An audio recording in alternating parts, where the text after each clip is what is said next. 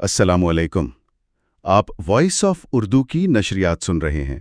آج ہم روس یوکرین تنازع میں ایک ایک ایسی پیش رفت پر بات کر رہے ہیں جس نے سب کو چونکا دیا ہے۔ یوکرین نے حال ہی میں روس کے اندر ایک بہت بڑی آپ کہہ لیں غیر معمولی کارروائی کی ہے۔ ہمارے پاس اس حوالے سے کچھ تفصیلات ہیں اور ہم سمجھنے کی کوشش کریں گے کہ یہ واقعہ کیا تھا، کیوں اہم ہے اور اس کے کیا اثرات ہو سکتے ہیں۔ تو آئیے اس معاملے کی گہرائی میں اترتے ہیں۔ جی بالکل، یہ واقعہ دیکھیں 1 جون کا ہے اور یہ روس کی جانب سے یوکرین پر وہ جو 300 سے زائد میزائل داغے گئے تھے نا، اس کے تقریباً فوراً بعد ہوا۔ یوکرین نے جوابی کارروائی میں ایک ایسا قدم اٹھایا جس کی پہلے مثال نہیں ملتی۔ روسی سرحد سے 3000 نہیں شاید 4000 کلومیٹر اندر جا کر 4000 کلومیٹر؟ جی، روس کے اہم ترین فضائی اڈوں کو نشانہ بنایا گیا۔ یہ اب تک یوکرین کی روس کے اندر سب سے بڑی کارروائی سمجھی جا رہی ہے۔ اور جو اطلاعات آ رہی ہیں وہ تو اور بھی حیران کن ہے۔ کہا جا رہا ہے کہ اس حملے میں تقریباً 40 روسی طیارے تباہ ہوئے اور ان میں سے کچھ تو وہ ایٹمی ہتھیار لے جانے والے اسٹریٹیجک بمبار تھے۔ جی ہاں۔ مالی نقصان کا اندازہ 2 سے 7 ارب ڈالر لگایا جا رہا ہے۔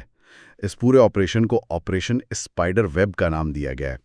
اتنا بڑا نقصان اور اتنی گہرائی میں جا کر حملہ، یہ کیسے ممکن ہوا؟ روس کا ایئر ڈیفنس کہاں تھا؟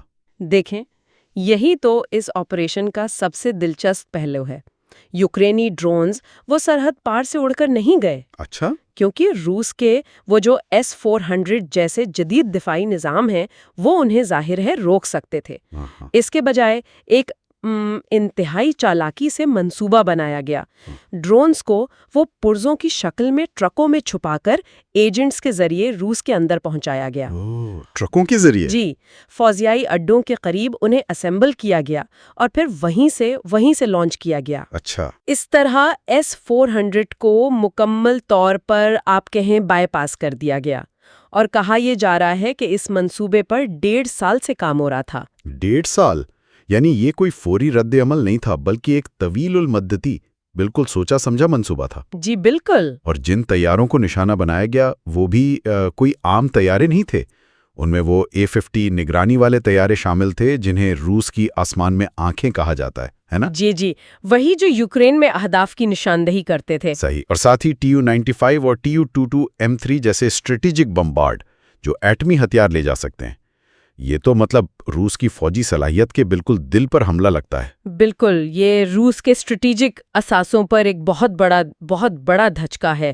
روس کا سرکاری رد عمل تو محتاط ہے، نقصان کو کم بتایا جا رہا ہے، لیکن حملے کی تصدیق تو انہوں نے کی ہے۔ ہاں، تصدیق تو کرنی پڑی ہوگی۔ جی، اہم بات یہ ہے کہ روسی صدر نے فوراً سیکیورٹی میٹنگ بلائی اور اندرونی طور پر حکومت پر شدید عوامی دباؤ ہے۔ اچھا۔ لوگ سوال اٹھا رہے ہیں کہ بھئی یہ امن مذاکرات کی باتیں ہو رہی تھیں اور اتنا بڑا سیکیورٹی لیپس کیسے ہو گیا، اور وہ سخت انتقامی کارروائی کا مطالبہ کر رہے ہیں۔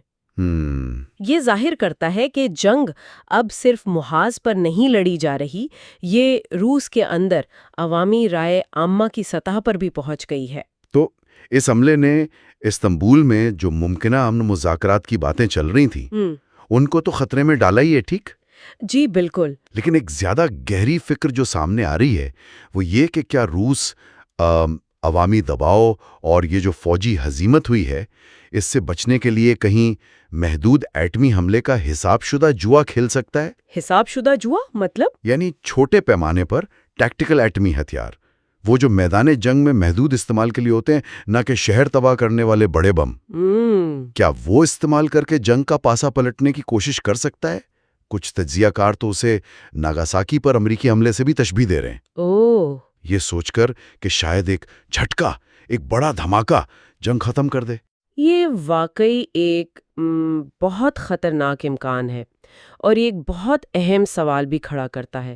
اگر خدا نخواستہ صورتحال اس نیچ تک پہنچتی ہے تو کیا نیٹو یا امریکہ مداخلت کریں گے؟ ہاں، یہ بڑا سوال ہے، خاص طور پر جب امریکہ کے اپنی داخلی سیاست بھی وہ غیر یقینی ہے اور سابق صدر ٹرمپ کا موقف بھی یوکرین کی غیر مشروط حمایت والا نہیں رہا۔ صحیح کہا۔ تو عالمی طاقتوں کا رد عمل یہاں وہ فیصلہ کن ثابت ہو سکتا ہے۔ تو آخر میں سوچنے کی بات یہی ہے کہ کیا یوکرین کی یہ جرأت مند مگر خطرناک کارروائی کیا یہ جنگ کو مزید پھیلائے گی، یا پھر یہ تنازع کو ایک تیز تر مگر ممکنہ طور پر کہیں زیادہ تباہ کن انجام کی طرف دھکیل دے گی؟ یہ تحقیق اور تالیف حیدر حسن نے کی ہے۔ سننے کا بہت شکریہ۔